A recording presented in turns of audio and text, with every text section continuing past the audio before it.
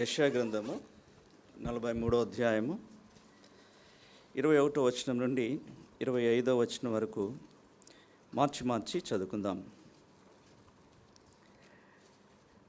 నా నిమిత్తము నేను నిర్మించిన జనులు నా స్తోత్రమును ప్రచురము చేదురు.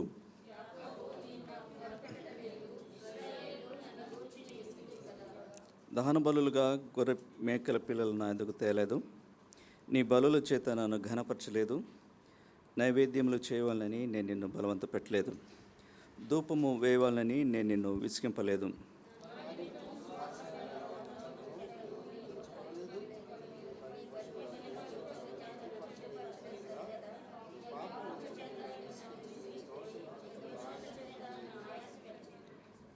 నేనే నా చిత్తానుసారంగా నీ అతిక్రమములను తుడిచివేయుచున్నాను.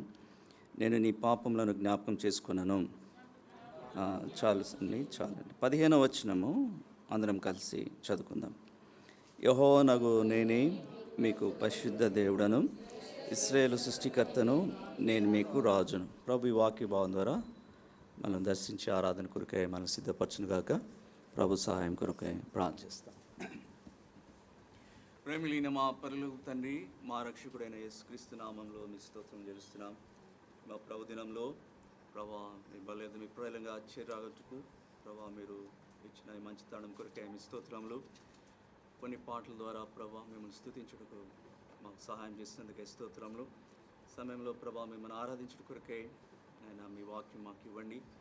ఆ వాక్య వెలుగులో ప్రభా నాయన మీ ప్రేమను నాయన మా జీవితంలో మీ కార్యములను బట్టి హృదయమారా మిమ్మల్ని ఆరాధించుటకే మమ్మల్ని సిద్ధపరచండి. ప్రభు ఈ సమయాన్ని మాకెంతో దీవెనకరంగా చేయండి.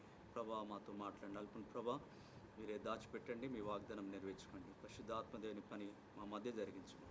మిమ్మల్ని ఆశ్రయిస్తూ మా రక్షకుడైన యేసుక్రీస్తు నామంలో స్తుతించి ప్రార్థిస్తున్నాం తండ్రి. యెషయా గ్రంథం 43వ అధ్యాయము 21వ వచనం. నా నిమిత్తము నేను నిర్మించిన జనులు నా స్తోత్రమును ప్రచురం చేయుదురు. ప్రభు తన స్తోత్రమును ప్రచురం చేయట కొరకై మనల్ని నిర్మించినాడు, మనం సృజించినాడు. ఒక ఉన్నతమైన ఉద్దేశంతో దేవుడు తన పోలికలో మానవుని కలుగ చేశాడు. ఇదే అధ్యాయము 7వ వచనంలో మాట రాయబడింది, నా మహిమ నిమిత్తము నేను సృజించిన వారిని. ఆయన మహిమ కొరకై సృజించబడినాం. దేవునికి మహిమ మనం ఎట్లా తేగలమో, మానవుడు దేవుని స్తుతించుట ద్వారా, దేవుని యొక్క స్తోత్రమును ప్రచురపరచడం ద్వారా దేవునికి మహిమ తీసుకొస్తాడు. అందుకనే స్తుతి యాగం అర్పించువాడు నన్ను మహిమపరచుచున్నాడని కీర్తనలు 50:23లో రాయబడింది. కాబట్టి ఒక విశ్వాస జీవితంలో దేవుని స్తుతించుట అనేది ఒక ముఖ్యమైన భాగం. ప్రతి దినము ఈ అనుభవం దేవుని బిడ్డలకు ఉంటుంది. ఇది ఈ భూమి మీద ఆగిపోయేది కాదు. అందుకనే ఎప్పుడెప్పుడు స్తుత్యాగం ప్రభు చేయాలంటే హెబ్రీయులకు రాసిన పత్రిక 13వ అధ్యాయం 15వ వచనం. హెబ్రీయులకు రాసిన పత్రిక 13వ అధ్యాయము 15వ వచనం.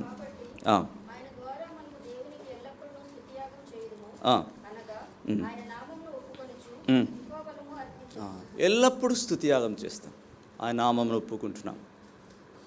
ఎల్లప్పుడూ ప్రభును ఆరాధించే భాగ్యంలోనికి దేవుడు తన ప్రజలను తీసుకొచ్చినాడు.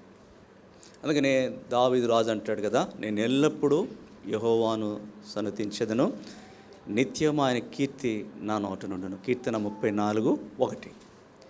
కాబట్టి ఉదయకాలంలో సంఘంగా కలిసి ప్రతిదినము విశ్వాసి వ్యక్తిగతంగా కుటుంబంగా ప్రభుని స్తుతించి ఆరాధిస్తాడు. ఈ ప్రభు దినంలో ప్రభు బల యొద్ద సహపాఠి విశ్వాసంతో కలిసి ప్రభుని ఆరాధించే సందర్భం ఇది. ఆయన నిమిత్తమై ఆయన స్తోత్రపరచుడు కొరకై ఆయన మనల్ని నిర్మించాడు. కాబట్టి ఉదయకాలంలో మనం ఆరాధించే ప్రభు ఎలాంటి వాడు, ఆయన ఏమన్నాడు 15వ వచనం చదివాం మనం. దాంట్లో ప్రభుని గురించి 3 మాటలు రాయబడి ఉన్నాయి. చూడండి, 43వ అధ్యాయం యెషయా గ్రంథము 15వ వచనం. యెహోవానగు నేనే మీకు పరిశుద్ధ దేవుడను, ఇశ్రాయేలు సృష్టికర్తనగు నేనే మీకు రాజును. ఆయన పరిశుద్ధుడైన దేవుడు. దేవునిలోని ప్రత్యేకమైన లక్షణం పరిశుద్ధత. ఇందాక మన మొదటి పాటలో కూడా ఆ వచనం, పరిశుద్ధమైనది నీ దివ్య నైజము. పరిశుద్ధ ప్రజలుగా ఆయన మనల్ని చేసినాడట.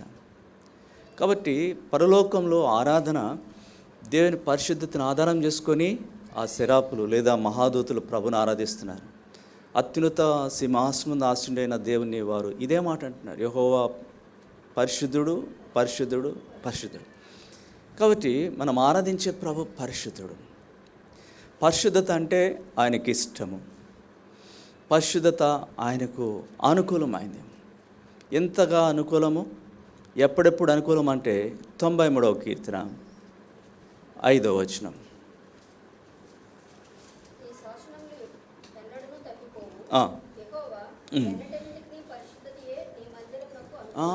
ఎన్నటన్నిటికీ పరిశుద్ధతయే ప్రభుకు కానీ ఆయన సన్నిధికి కానీ ఆయన ప్రజలకు కానీ అనుకూలమైంది. ఆయనకు అనుకూలమైన పరిశుద్ధతను బట్టి మన ప్రభు ఆరాధనేయుడు, స్తోత్రింపదగబడినవాడు. అందుకనే అది మన జీవితాల్లో ప్రభు తన పరిశుద్ధతను ఇచ్చినాడు. మన పాపను ప్రభు క్షమించినాడు. మన మాలిన్యాన్ని దూరపరిచి పరిశుద్ధుల గుంపులో ప్రభు మనల్ని తెచ్చినాడు. మనం ఆరాధించే ప్రభు పరిశుద్ధుడు. అది ఆయనకు నిత్యం అనుకూలమైంది. రోమీయులకు రాసిన పత్రిక 12వ అధ్యాయం 1వ వచనం ఏమని రాయబడింది? కాబట్టి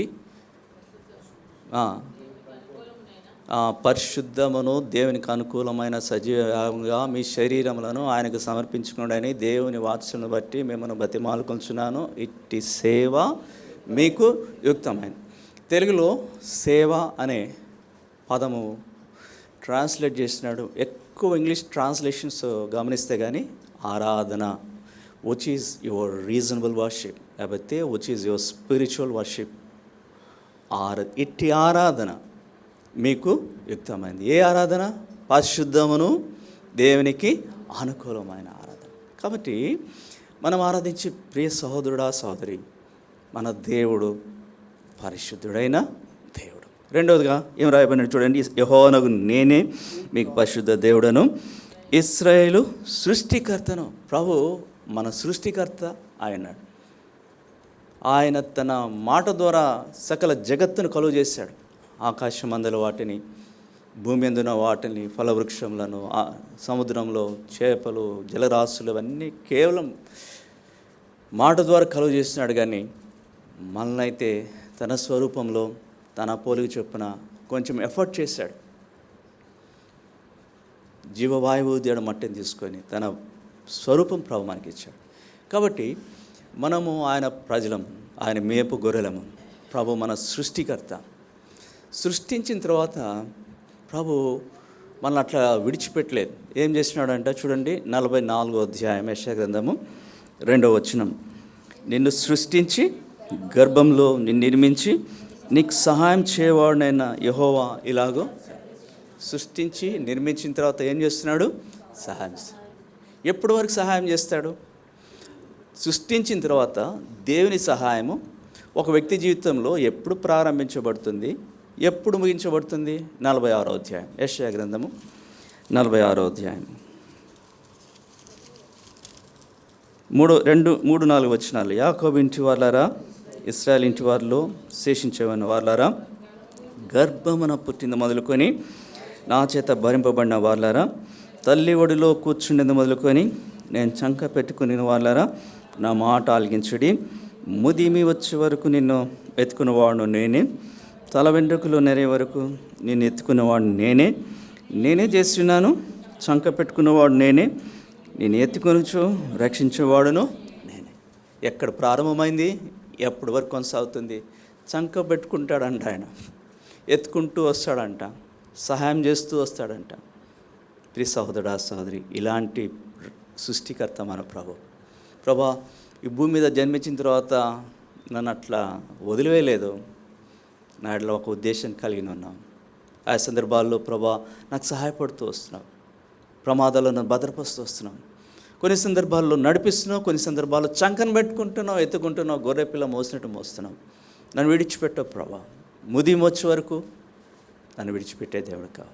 కనుక ప్రియ సహోదరుడా, సోదరి, పరిశుద్ధ దేవుడు నీకు నాకు సహాయకరుడైన సృష్టికర్త అయిన దేవుడుగా ఉంటున్నాడు. 3వ మాట చూడండి, యెషయా గ్రంథం 43వ అధ్యాయము 15వ వచనం. యెహోవానగు నేనే మీకు పరిశుద్ధ దేవుడను, ఇశ్రాయేలు సృష్టికర్తను, నేనే మీకు రాజు. ఆయన మనకు రాజుగా కూడా ఉన్నాడు. ఈ రాజు చాలా ప్రత్యేకమైన రాజు. లోకంలో రాజులుగా చెప్పబడిన వారు చాలామంది ఉన్నారు, వారి రాజ్యములు ఉన్నాయి. అయితే భూ సంబంధమైన రాజులే కాదు మనం ఆరాధించే ప్రభు. ఈ రాజు నిత్యుడైన రాజు. యెహోవా ఆయన సదాకాలము రాజు, సకల యుగములలో రాజే ఉన్నాడు. ఆయన రాజ్యము అంతం లేనిది, నిత్యం ఉండేది. ఈ భూ సంబంధమైన రాజులు ఎక్కడ మంచివాళ్ళు ఉన్నారు, కొంతమంది బాగా రాజ్యం చేసిన వారు, కానీ వాళ్ళు నమ్ముకుంటే ఏమైనా ప్రయోజనం ఉందా? వారు చాలా గొప్ప గొప్ప ప్రణాళికలు ఇచ్చారు, గొప్ప విజన్ వాడుకుండింది, కానీ అవి ఏమైనా ఉన్నాయా? లేవంట. దేవుని వాక్యం ఈ మాట రాయబడింది. 146వ కీర్తన 2-3 వచనాలు చూడండి. కీర్తన 146.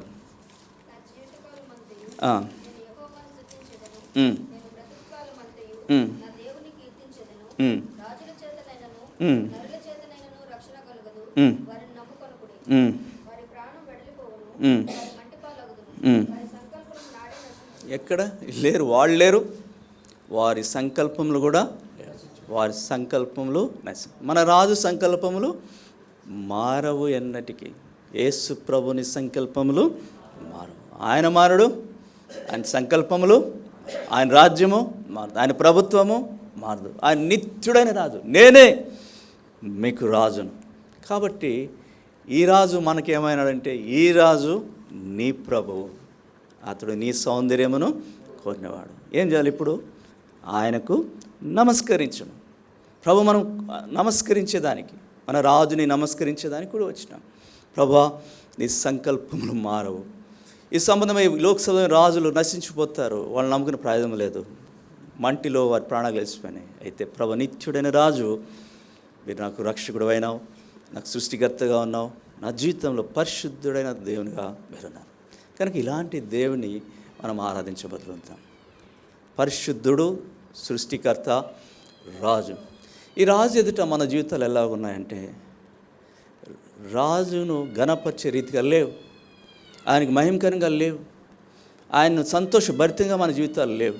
ఎలా ఉన్నాయంటే చూడండి, మనం చదివినాం యెషయా గ్రంథము 43వ అధ్యాయంలో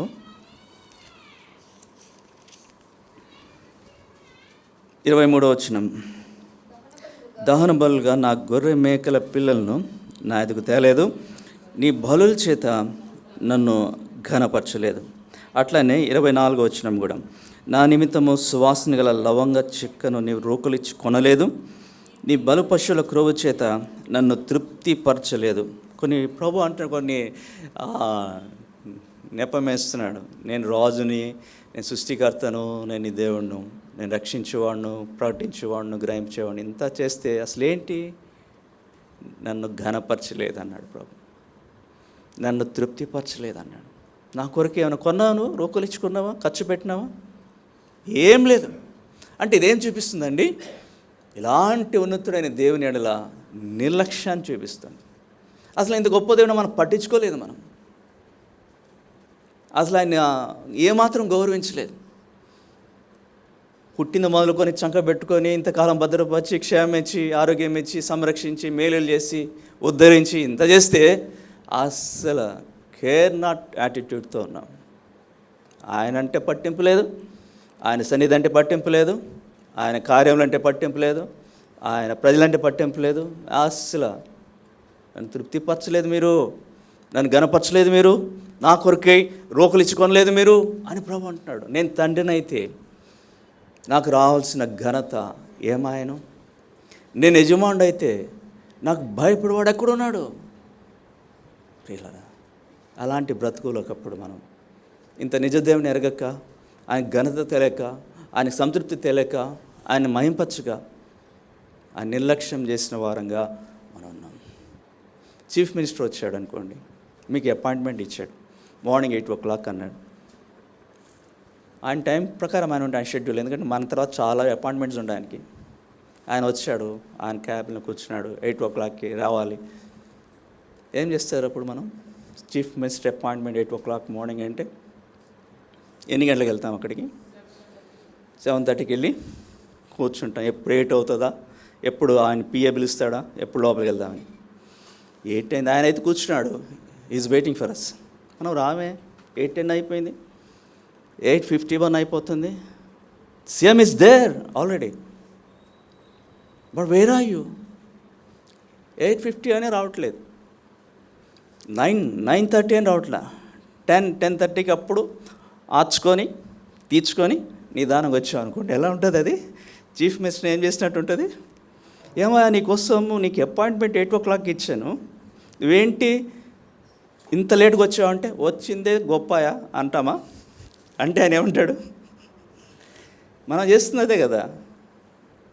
రాజుల రాజు 8 o'clockకి ఆరాధన కొరకై, తన ఆరాధన కొరకై అపాయింట్మెంట్ ఇచ్చినాడు. ఆయన వచ్చాడు already, is on the throne, సింహాసనాసనం.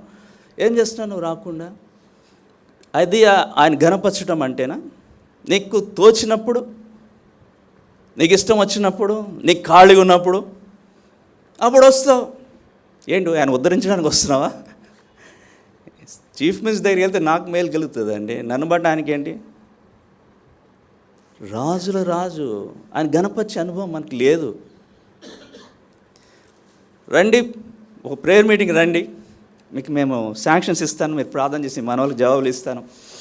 నేను ఇచ్చేది కూడా ఎట్లా ఇస్తానంటే, నేను అడిగిన దానికంటే, ఊహించిన దానికంటే అత్యధికంగా ఇస్తా అంటే ఆయన వస్తాడు 8 o'clock. ఆయన 7 o'clock అంటే 7 o'clockకి ఆయన చాలా టైం మెయింటైన్ చేస్తాడు, వచ్చేసాడు. రామే మేము అక్కర్లేవా నువ్వు ఇచ్చేదేంటి? మేము రావాలా? మేము ఇంట్లో ఉంటాం, మా పని మేము చూసుకుంటాం, పెద్ద వచ్చి మేము నాకు చేసేదేంటి? That shows our careless attitude.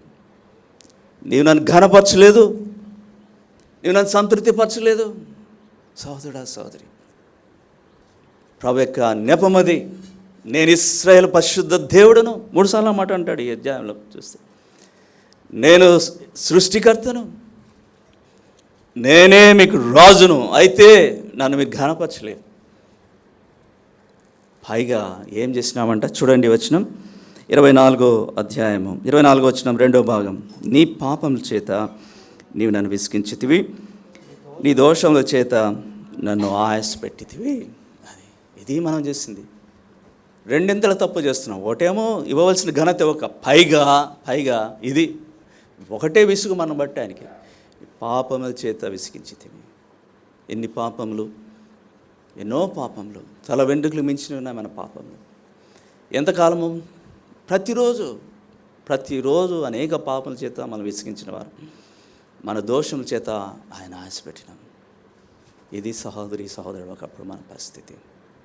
ఇంతగా విసిగించినా, ఇంతగా ఆయాసపెట్టినా ఆయన ఏం చేశాడంటే చక్కటి మాట రాయబడింది. అందరం కలిసి చదువుకుందాం. 25వ వచనం, యెషయా గ్రంథం 43వ అధ్యాయం 25వ వచనం. అందరం కలిసి చదువుదాం. నేనే నా చిత్తానుసారంగా నీ అతిక్రమం తుడిచివేచున్నాను, నేను నీ పాపములను జ్ఞాపకం చేసుకున్నాను. అదేంటండి? ఇందుకే ఆరాధనకు కారణం ఇది. ప్రభుని హృదయమార ఘనపరచడానికి కారణం అదే. ఇంత విసిగించినా, ఇంత ఆయాసపెట్టినా దానికి ఏమైనా ప్రతీకారం చేశాడంటే లేదు, దానికి ఏమైనా శిక్షించాడంటే లేదు. ఇంత చేసిన చంకను బట్టి దించేస్తే పోరా నీ బ్రతుకు నీదని చెప్పి విడిచిపెట్టాడా అంటే లేదు. తన కృపను చూపడం మానలేదు, తన ప్రేమను చూపడం మానలేదు, తన సహాయం చేయటం మానలేదు, మానకలేదు కదా. పైగా ఏం చేసినాడు? నేనే నా చిత్తానుసారంగా నీ అతిక్రమములను తుడిచివేచున్నాను, నీ పాపములెన్నడూను జ్ఞాపకం చేసుకున్నాను. ఎట్లా చేస్తాడండి? ఒక తండ్రి వలె చేస్తాడు. తండ్రి కూడా పిల్లలు విసిగిస్తూ ఉంటారు, చాలాసార్లు విసిగిస్తూ ఉంటారు. తల్లిదండ్రులు ఏం చేస్తారు? అన్నిసార్లు విసిగించినా కూడా పోల్చుకుంటారు. వదిలే నాన్న బాబు, చిన్న పక్కోళ్ళకి మనకి ఇరిటేషన్ వస్తుంది. ఎందుకంటే మన పిల్లలు కాదు కదా వాళ్ళు ఎట్లయినా రక్త సంబంధ కడుపున పుట్టిన వాళ్ళు కాబట్టి ఎంత విసిగించినా కూడా ఎత్తుకుంటారు, ముద్దగిస్తారు, చేస్తారు, అది పెడతారు. పరలోకపు తండ్రి కూడా ఎన్నిసార్లు విసిగించినా కూడా, ఎన్నిసార్లు ఆయాసపెట్టినా కూడా ఒక తండ్రి వలె ఆయన మనను క్షమించినాడు, మన అతిక్రమం తుడిచివేసినాడు.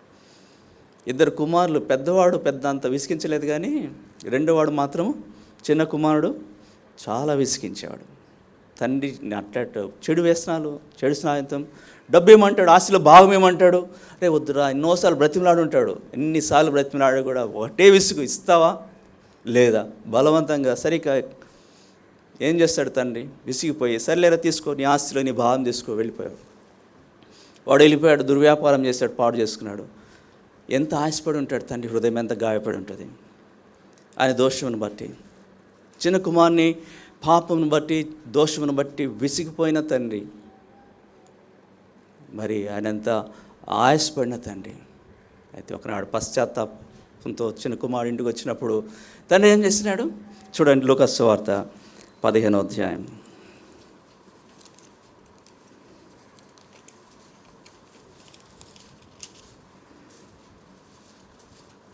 21వ వచనం. అప్పుడు ఆ కుమారుడు అతనితో, తండ్రి, నేను పరలోకమునికి విరోధంగాను నీ ఎదుటను పాపం చేసి తిని, ఇక మీదట నీ కుమారుని అనిపించుటకు.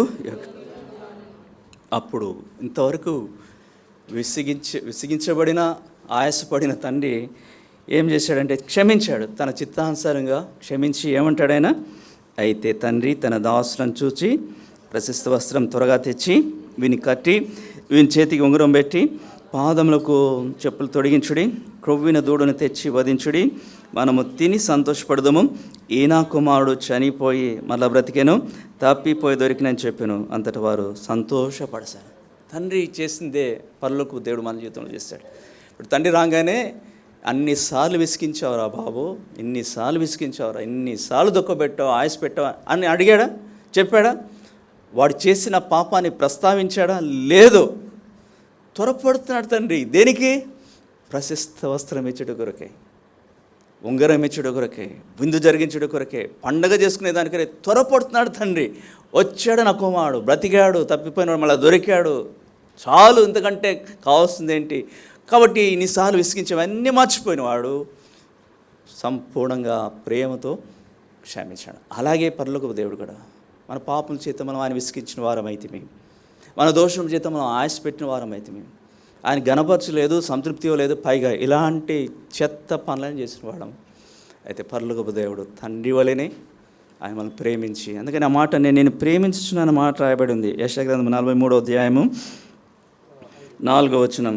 నీవు నా దృష్టికి ప్రియుడివైనందున ఘనుడవైతివి, నేను నిన్ను ప్రేమించుచున్నాను. ప్రేమించినాడు కాబట్టి తన నిత్యమైన ప్రేమను బట్టి మన అతిక్రమలు అన్నిటినీ తుడిచివేస్తున్నాడు. ఇప్పుడు మన పాపం ఆయన జ్ఞాపకం చేసుకోవట్లేదు. అందును బట్టి ప్రభు ఆరాధన సహోదరుడు సహోదరి, మన అతిక్రమలు తుడిచివేయటానికి, మన పాపం క్షమించి మర్చిపోవడానికి ఆయన కేవలము ఒక తలంపు కలిగినట్టు మాత్రాన సరిపోలేదు, కొన్ని మాటలు చెప్పడం ద్వారా సరిపోలేదు. దాని కొరకే బలియాగా పశువుగా తన కుమారుని శిలువ మీద అప్పగించాల్సి వచ్చింది. అందుకని ఇక్కడ కొన్ని మాటలు వస్తాయి.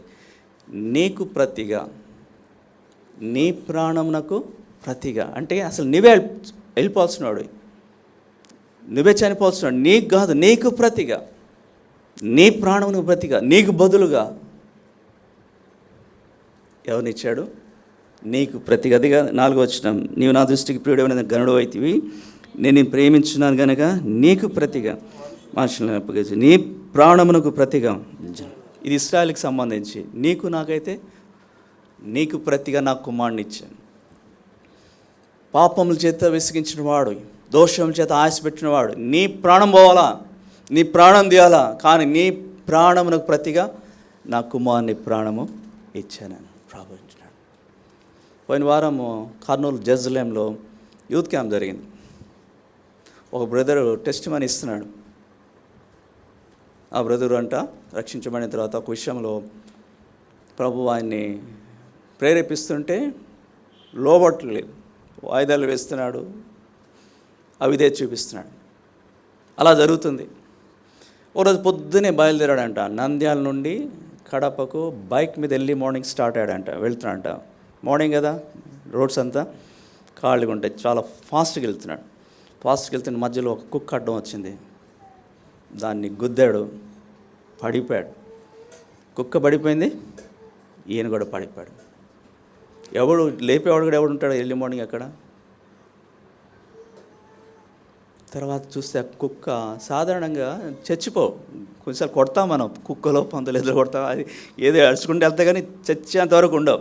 కానీ అక్కడ ఆ రోజు ఏం జరిగిందంటే ఆ కుక్క అక్కడ స్పాట్ చచ్చిపోయింది. ఈయన ఏం చేశాడంటే కొంత అయిన తర్వాత మెల్లగా లేచి మళ్ళా వెహికల్ లేపి స్టార్ట్ చేసి కడప వెళ్ళిపోయాడంట. కడప వెళ్ళిపోయి అక్కడ కొంచెం తర్వాత చిన్నగా గాయాలు తగులుతుంటే అప్పుడు దేవుడు గుర్తు చేశాడంట. చూసావా, చనిపోవాల్సింది నువ్వు, నీకు బదులుగా కుక్క చచ్చిపోయింది. వెంటనే వచనాలు జ్ఞాపకం చేస్తాను, నీకు బదులుగా కూషును సేవాన్ని ఇచ్చినాను, నీ ప్రాణం ప్రతిగా అవన్నీ జ్ఞాపకం చేస్తున్నాడు. ప్రభువా, నా స్థానంలో నాకు బదులుగా వేరొకరు మానిచ్చారు. నిజమే ప్రభా, నా ప్రాణాన్ని పదిలిపరిచిన. అప్పుడు ప్రభుకు లోబడ్డాడు. ప్రభు ఈ విషయంలో నీకు నేను అవిధేయత చూపును, నేను నీకు లోబడుతున్నానని ప్రభు లోబడ్డాడు. సహోదరుడా, సహోదరి, ప్రభుని అందుకు ఆరాధిస్తామంటే, నా ప్రభువా, నేను విసిగించినప్పటికీ, నేను ఆయాసపెట్టినప్పటికీ, ఏ మాత్రం కూడా నా జీవితంలో నిన్ను పట్టించుకోనప్పటికీ, నిన్ను గణపరచలేనప్పటికీ, నేను తృప్తిపరచలేనప్పటికీ, ప్రభు నా ఇష్టానుసారంగా జీవించినప్పటికీ, ప్రభువా నన్ను శిక్షించలేదు కదా, మీ చిత్తానుసారంగా నా తిక్కుని వాళ్ళని తుడిచివేసినవాడు, నా పాపలను జ్ఞాపకం చేసుకున్నవాడు, నా ప్రాణములు ప్రతిగా నీ కుమారుడు ప్రాణం ఇచ్చినావు ప్రభా, నీ స్వంత కుమారుని, నీ ప్రియ కుమారుని ప్రాణం నా కొరకు ఇచ్చినావు ప్రభా. ఇంత గొప్ప రక్షణ ప్రియ సోదరుడా, సోదరి, నేను నిన్ను విమోచించినాను. కాబట్టి ఈ పరిశుద్ధ దేవుడు, ఈ రాజు, ఈ సృష్టికర్త మనల్ని విమోచించినాడు. నేను నిన్ను విమోచించి నా నిమిత్తం అనే మాట చూసినాము. తన నిమిత్తం ఆయన మనల్ని ఏం చేస్తున్నాడంట చూడండి. మొదటి వచనంలోనే 2వ భాగం, భయపడకము, పేరు పెట్టి నేను పిలిచినాను, నీవు నా సొత్తు, యు ఆర్ మైన్ అన్నాడు. అంతే, నీవు నా సొత్తు. ఇంతకాలం అపాధి సొత్తుగా ఉన్నావు, అయితే ఇప్పుడు నేను విమోచించినాను, విడిపించాను, నీ పాపాన్ని క్షమించాను, నా చిత్తానుసారంగా నేను రక్షించుకున్నాను.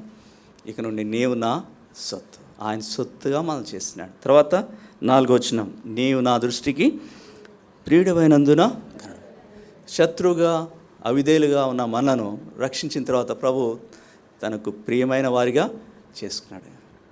You are my beloved. What a great privilege అండి. తన ప్రియులు నిద్రించుచుండగా ఆయన వారికి ఇచ్చుచున్నాడు. అద్భుతం. తర్వాత 12వ వచనం, ప్రకటించిన వాడును నేనే, రక్షించిన వాడు నేనే, దానికి గ్రహింపజేసిన వాడు నేనే, ఏ దేవత మీలో ఉండలేదు, నేనే దేవుడును, మీరే నాకు సాక్షులు. ఇదే తన సాక్షులుగా మనం చేస్తున్నాడు. 3 అంతలుగా ప్రభు చేస్తున్నాడు. తన సొత్తుగా చేసుకున్నాడు, తన ప్రియునిగా చేసుకున్నాడు, తన సాక్షిగా చేసుకున్నాడు. కాబట్టి ఇప్పుడు నా నిమిత్తము, దేని నిమిత్తము? నా నిమిత్తము సొత్తుగా చేయబడిన నీవు, నా నిమిత్తము ప్రియునిగా చేయబడిన నీవు, నా నిమిత్తము ఈ భూమి మీద సాక్షిగా చేయబడి నీవు ఇప్పుడేం చేయాలా? నా స్తోత్రమును ప్రాచుర్యం చేయాలి. కాబట్టి జ్ఞాపకం చేసుకొని వాక్య వెలుగులో ప్రభు ఇచ్చిన ఇంత గొప్ప రక్షణ బట్టి ప్రభుని ఆరాధిస్తాం.